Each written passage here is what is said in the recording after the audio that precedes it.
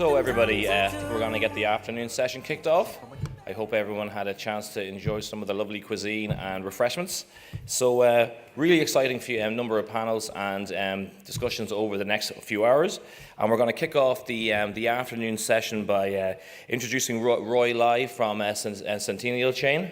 Our Sentinel chain, I should say, my apologies. And the guys are here as well in the exhibition hall, so make sure to drop by. So Roy, as well as co-founding Sentinel chain, is also a professor over at the Singapore University of Social Sciences, so obviously a very busy man. So Roy, if you'd like to come up now, I'll hand over the stage to you. Hopefully you're here. Yeah, you're here. Right at the very front. I was just making sure. Great. Okay. Thank you very much. Testing. Hi. Hello. Hi, everyone. My name is Roy Lai. I'm the founder and CEO of InfoCorp Technologies. Now, I know that this is a 30 minutes presentation, but I might be a bit disoriented because I was giving a 5 minutes pitch yesterday over 13 tables, and the week before that, I was giving a 60 minutes presentation in Romania, right? So right now, I've got to adjust a little bit of my framework. So now, in the blockchain world, I think most of us have heard blockchain. Some of us know how it works. In reality, the problem is that nobody really know what it's used for, right? That's the reason why the world is in the quest to find what is the relevant use case, right? Besides using Bitcoin, besides Bitcoin being the use case for Bitcoin protocol and ICO for Ethereum, right? So we needed something that is actually more practical and that can go mainstream. So today, my presentation is about introducing you to a use case that we've been working on, and at the end, I will explain a partnership that we have recently formed with the Myanmar government on how this was actually implemented. Now, the use case that I'm talking about is financial inclusion.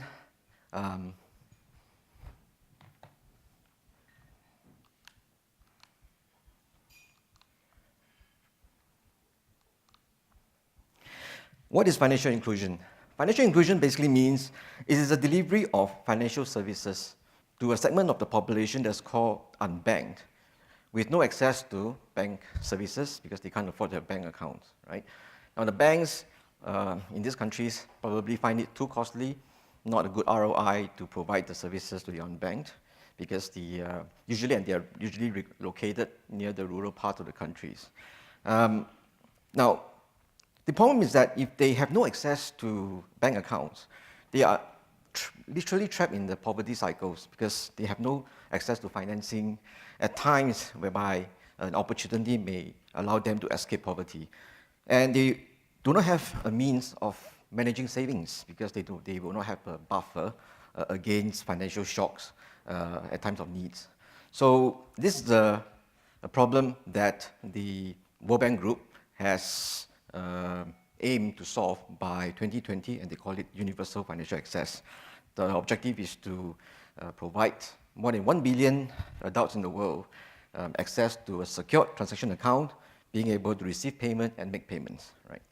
Now, the World Bank has recently, in 2017, published the latest statistics of global unbanked adults to be about 1.7 billion. That's like before that, 4 years ago, in 2014, it was announced to be 2 billion. So it was an improvement of 300 million adults, but that is still a very large sum. If you look at the KPMG statistics on unbanked in Southeast Asia, estimated to be 73% of the population are without bank accounts. Now, interestingly, in these countries, the mobile penetration rate is about 128%, which is way above the 103% of the global standard. So you're more likely to find the population owning a Facebook account than a bank account, right? So now, most of the financial inclusion solution focuses on the bottom three, which is the secure transaction account, electronic payments, and because of the prevalence of mobile solutions, that's why you see a lot of payments solutions, e-money, mobile money, payment wallets, right? And this is a very competitive field. We can't compare that to wallets like WeChat, GrabPay, Alipay, because these kind of solutions are actually based upon a huge customer base that this monolithic organization has successfully created. It's monopoly, right? But the payment solutions is actually just built on top of that, leveraging on that huge base of customers. So to solve the payment problem is very difficult in these unbanked countries, because from my experience, first of all, they have a very strong cash habit, right? Very little incentive to use payments, and nobody's going to pay for the transaction fees, right? So to solve this problem, it's easier to first look at how we can solve the loan problem. We lend them money, then they can make payments, right? And when we look into loans, then it opens another can of worms, because unbanks have no bank account. So in order to lend, they need to have credit history, employment history, verifiable identity, which is another big problem within this space, right? Now, so what is the interest rates given this kind of situation when you want to provide unsecured loans? In the case of Myanmar, it's about 2.5% a month. That works out to be 30% a year, right? Most will feel that that's too high, but when I look at Argentina, they laugh at me when I told them this story, because their interest rate is at 60%, right? Bank interest rates. So it's totally different. But in this case, 30% is high. Vietnam's average is about 40%, right? So we need to solve the loan problem, because the interest rate area is something that we can do a lot more for, working with microfinance institutions. Now, if the unbanks have no cash, right, what do they have? They have assets, right? And according to one of the very famous Peruvian economists, right, the unbanked are not necessarily poor.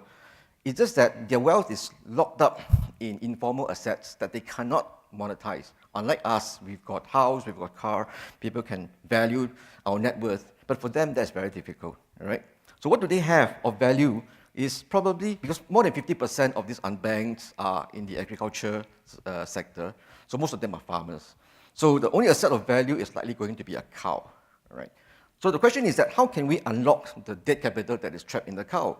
If Uber and Airbnb can do that for houses and cars, why can't we do that for the unbanked in these countries, right?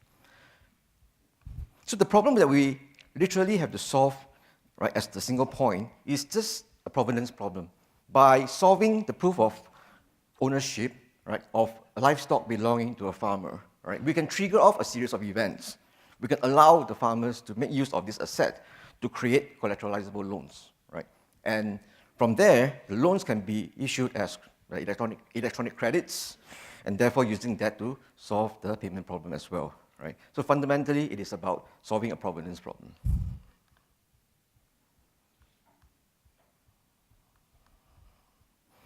So how do we do it? First of all, we start off with livestock identification. We can solve the livestock identification problem. We enable livestock insurance. By solving the livestock insurance problem, we are able to make use of the combination of these two to enable collateralized loan and then enable electronic payments.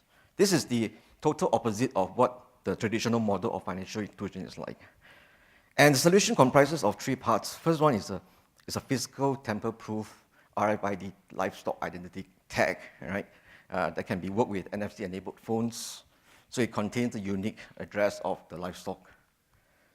The keys is controlled by the owner, which is in this case the farmer. There's two versions of the mobile app. But what these apps actually are, they're the mobile clients to gain access to the blockchain. But one of the key features of the phone is actually we're using it as a multi-signature device, right? And I'm going to play this demo video. I hope it works.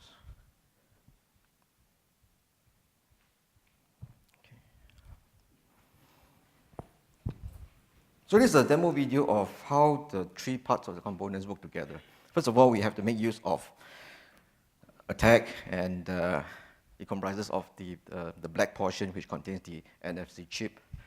What you do is that you first attach it to the ear of the cow, and once it's done, it's tamper-proof. And if you take it apart, it will destroy the NFC chip, and therefore destroying the proof of ownership. Right? Secondly, we depend on the livestock insurance company to bind their identity to the tag and create a transaction, a partial transaction, to be honest. And sign it with their signature. Why we use livestock insurance company? It's very simple. If I can't trust the unbanked just to claim that they own the cow or they own the asset, right? The problem is that there's no trusted authority to prove that, to attest to this ownership, right? So you can call yourself whatever, but if there's no one to prove that you are who you are, nobody's going to trust it, right?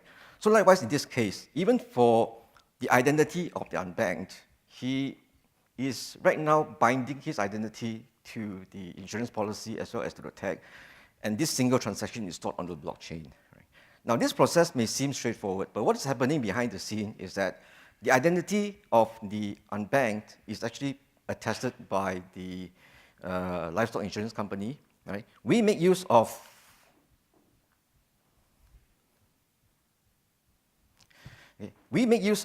the conflict in their incentives to prevent this collusion to take place between the livestock owner as well as the insurance company to create false information. Why? Because from a livestock insurance company standpoint, I will not insure a dead cow, or I will not insure an asset that doesn't exist. I will also not insure an asset that is diseased or an ill cow, all right, for healthy ones, right? And from an unbanked perspective, I will not fake my identity to insure somebody else's asset. It just doesn't make sense, right? And because of this conflict in the incentive, that's why when you combine them together, along with a physical tamper-proof tag, it creates this high-quality piece of data that can be used as a trusted form of data to support collateralization of loans, right? And that's how we start off a new way of solving the financial inclusion problem, right? That's never been done before. Why?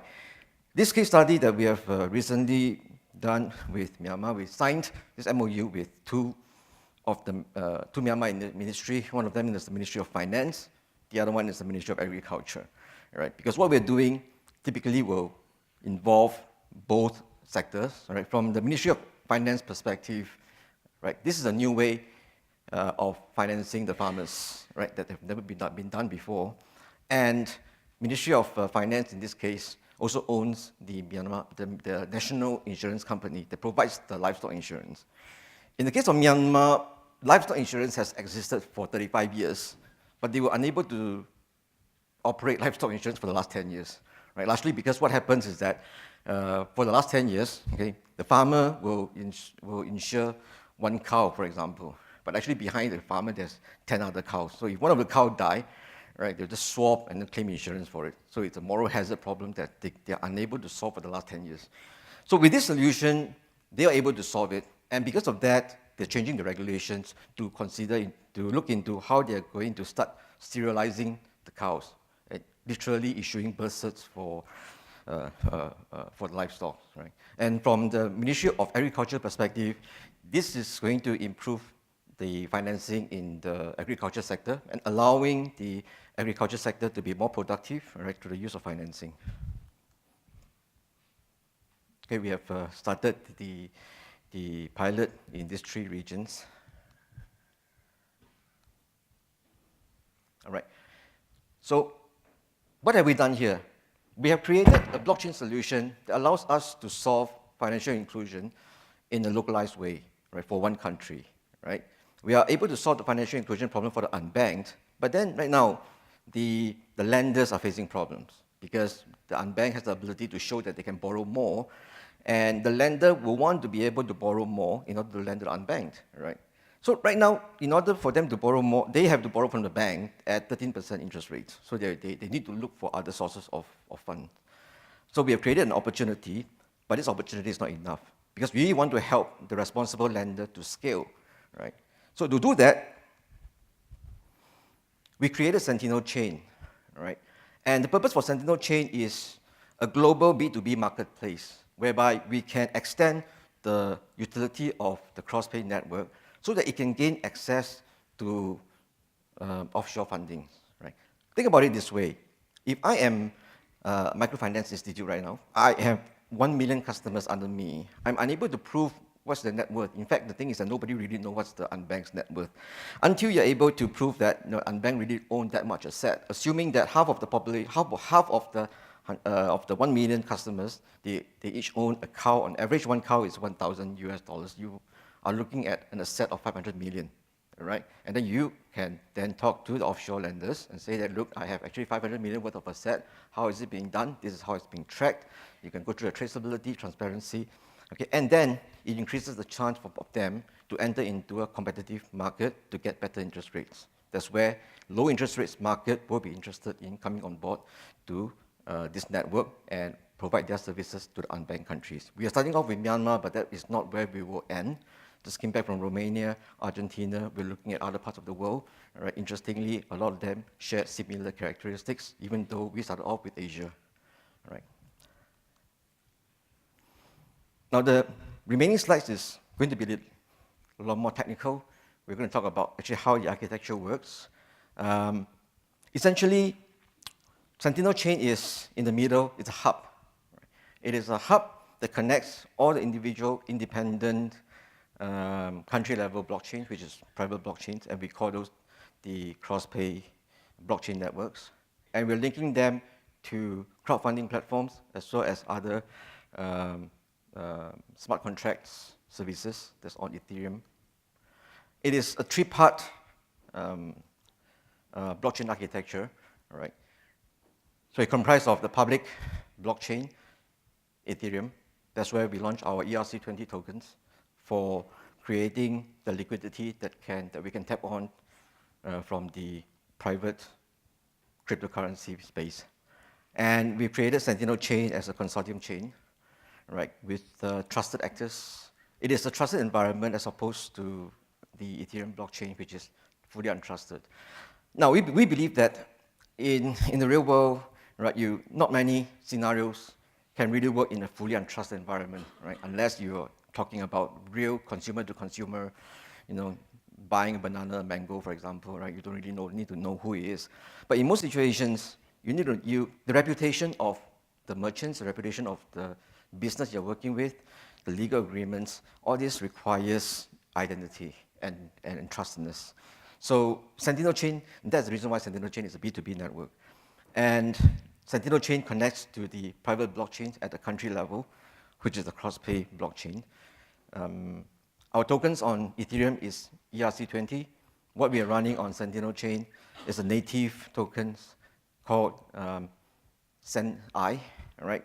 And we use ERC20 to Ethereum cross-chain bridge to bridge between Ethereum and Sentinel chain. And then finally, from Sentinel chain, we use another cross-chain bridge that bridges into the private blockchain called cross-pay network. Right. This is just a site to talk about how some of the features of Sentinel chain. It is actually an Ethereum-based platform. We use the proof of authority consensus.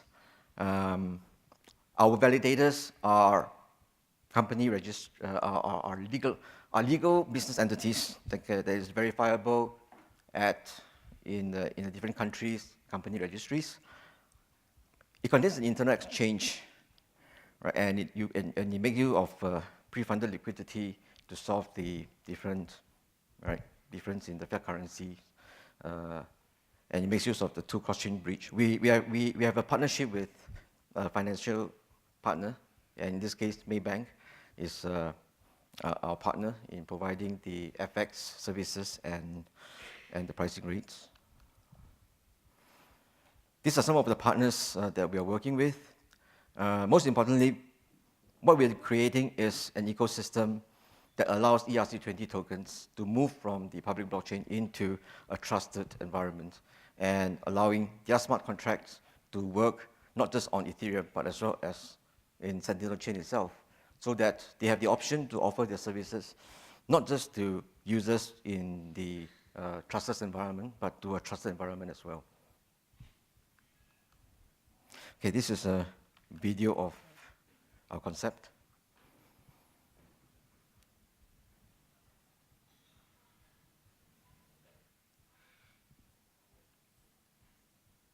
Sorry, can we have the volume, please?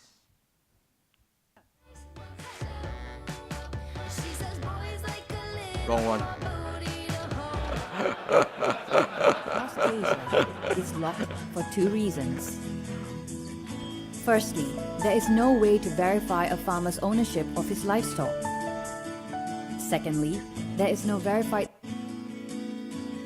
The poor are richer than they think. However, it's not about them having no capital.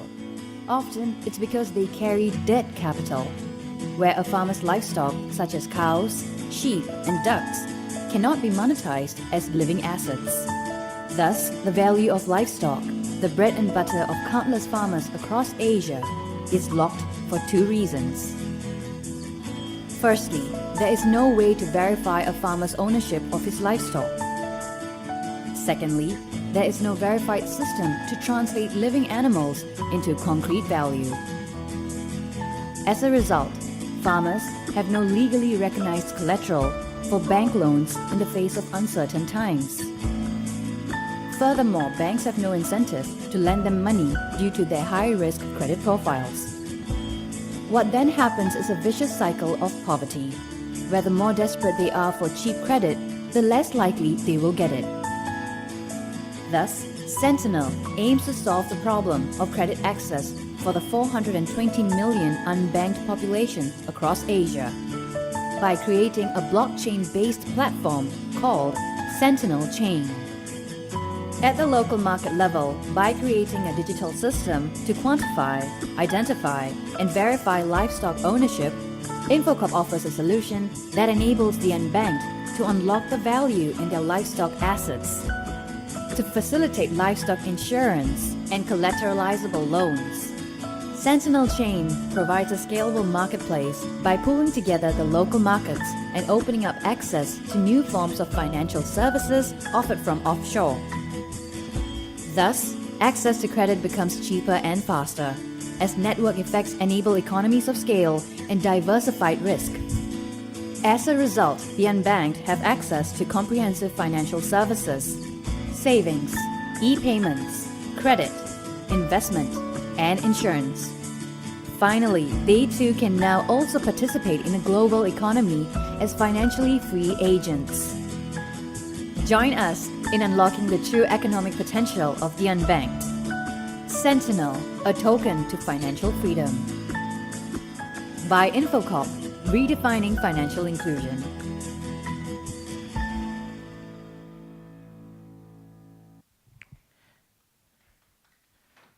Okay. To end off this presentation, I just wanted to say a few words that there are one part of the world that is developing fantastic technology, but they're looking for a use case to apply to. Another part of the world is trying to look for blockchain to solve existing problems, right, in the incremental way.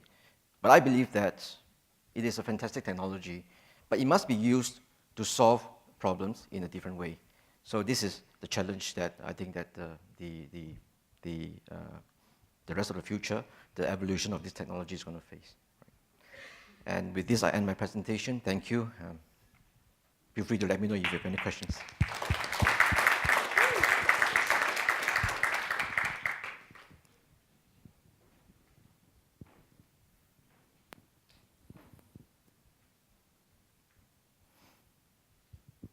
Thank you very much for this enlightening presentation. You mentioned loans which are collateralized by the value of cows, for example. How do you deal with fluctuations of price of those type of products? I'm suspecting that the value of a cow one day is not the value of the cow the next day, depending on markets. How does lenders deal with that fluctuation of value? Usually collateral? the loan quantum is very short, right? So it's like, unlike you have a car loan for 20 years, but in this case, the loans is usually between 3 months to 6 months, right? So the fluctuation of price isn't going to be that long, right? Second thing is that we are piggybacking on the livestock insurance as an attestations of the loans. So you have to renew your livestock insurance every year, right? And each year you renew, the value will be different, right? And the loan that is applied to the livestock will be based on the livestock insurance valuation, right? So I hope that answers your questions. Thank you. Thank you for the presentation. It was very good. I have a question on the KYC side because um, being farmers and being unbanked, it is one thing to have an asset to be collateralized, and it's another to be bankable from the institutional perspective. So, given that a lot of these unbanked don't have national IDs and all of that, would it still be a pain for them to actually apply for a loan? And my second question connected to that is, won't blockchain be too sophisticated for someone like a farmer? Okay, and let me answer your second question first, right? Actually, the farmer don't know that they're using blockchain. They don't need to know, all right? Because it's a back-end technology, right? All they need to know is that it solves a problem, right? But how did this solve the problem is that we are making use of a database, right, that is, I wouldn't say 100% immutable, cannot be changed. Well, relatively speaking to them, it is a database that cannot be changed. So it provides certain level of trustworthiness of the data that's been stored on the database. And combine that with a physical tamper-proof tag, so you actually have a device that's able to pretty much link the physical world to the digital world, right, in a trusted way. Now, to answer the second question about KYC, you see, the problem with the financial inclusion world is exactly because they can't solve the KYC problem. Farmers doesn't have the identity, right? And in order for them to volunteer their identity, right, you must do it in a way that you can trust. So what is the incentive for me to provide you with my identity? There must be a gain, right?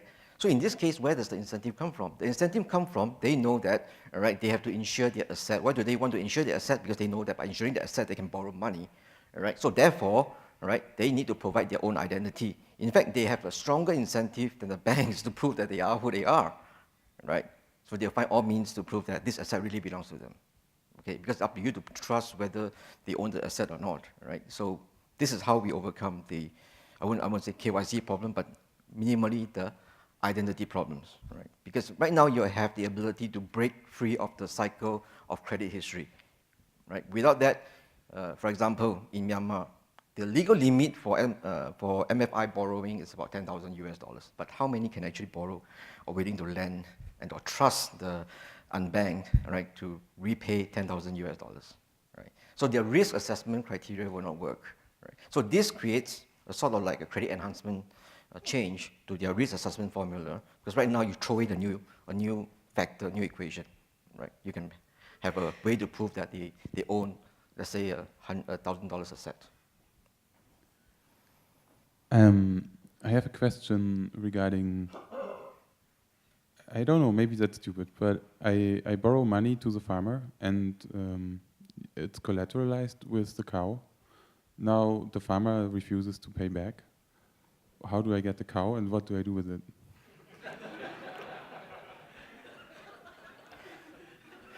No different from your car, right? The way you solve the problem, first of all, you have to look at context, right? Now, what is the real situation on the ground? People are assuming that we're looking at very high, super high default rate, and banks are out to cheat and run away with the money. There's moral hazard that cannot be solved. But in reality, how MFI works in most of these countries is that they lend to a group of borrowers, right? So they depend on this group of borrowers' social pressure to make sure that they pay up, right? So yeah, you can run away with the money because you have collateralized your cow, right? But your relative, your sister, your mother, your grandmother will all come after you, right? So your social standing in the community, all right, is what you depend on, because trust, right, is important in this kind of environment. Okay. Number two, that's also the reason why most of the MFI lends to women, because women are more trustworthy than men, right? If you lend them the money, they'll go for the advice, all right? And in fact, the thing is that I have a very interesting question that was asked to me yesterday. I never thought about it, right? So he said that, so if you're insured a cow, who will you insure whose name will the cow be insured under? The husband or the wife's name? All right, very good question, okay? So, yep, I hope that answered your question. Thank you.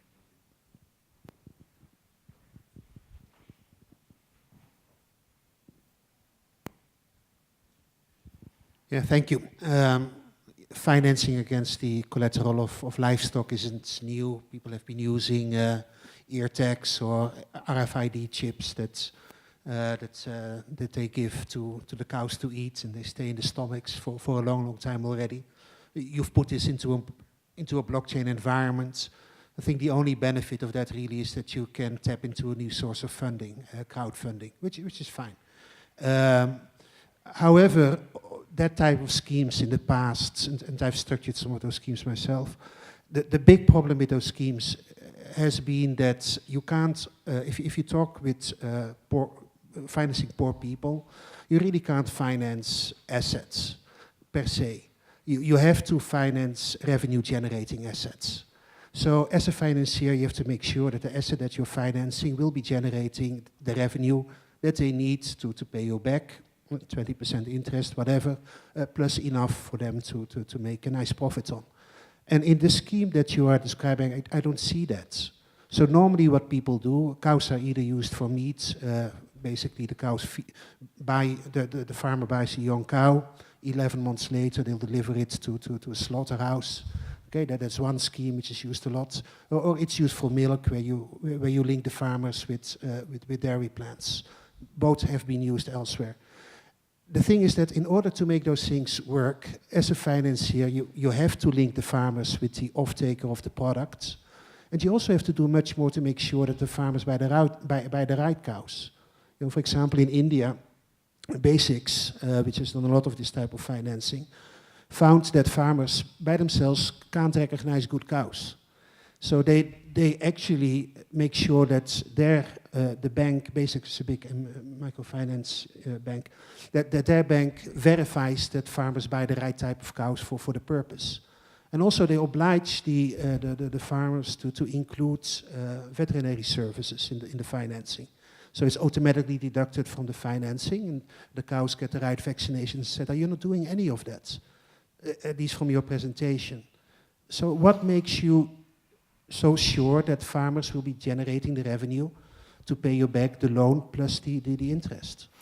Okay, I think you missed out the important part. There's two parts to it, right? The first part is that we are relying on livestock insurance companies, right? They are the ones that's actually verifying the value of the cow, right? They're the one that is certifying that that this cow is worth that much. Therefore, as we solve the valuation problem, right? They will not insure a cow if the cow is sick, right? And they will be the one to be responsible for getting a vet, right, to certify the health level of the cow before they will insure it. Just like a car, right? They will not insure a crap, right? If you're insuring a Merc, you better make sure it's a Merc and not a bicycle, right? So this is the job that we rely on the insurance company to solve.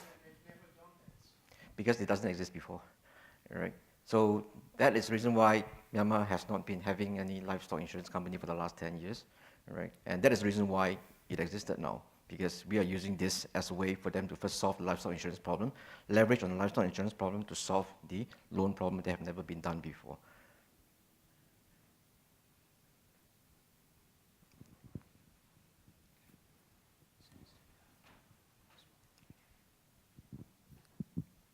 I have another question about livestock being a movable asset, because one of the key issues with movable assets like invoices, POs, all of these traditionally hard to finance assets is that if you sell a cow to me, and you try to go to Dean and sell the same cow, there is no way for Dean to know that you already sold or transferred the rights to that asset to me. So how do you solve this issue?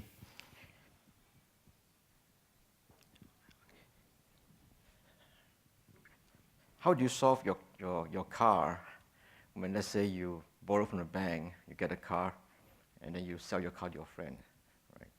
There's no difference here, because in this case, it is you're applying it to a cow.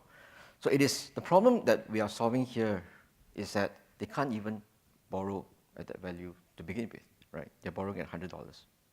Because you can't prove that you actually own the car, and you own the cow in this case, right? So when they borrowed, right, they already have a certain level of creditworthiness, but we're just enhancing that through the use of asset ownership proof, right? So when they have signed the loan agreement, even if the cow is sold, right, to the butcher, they still have to pay back. No difference. But the difference is that it may affect the risk assessment criteria of the MFI. They may be given maybe a lower interest rate due to a reduced risk score, right? Which previously, without having this solution, there's no chance at all.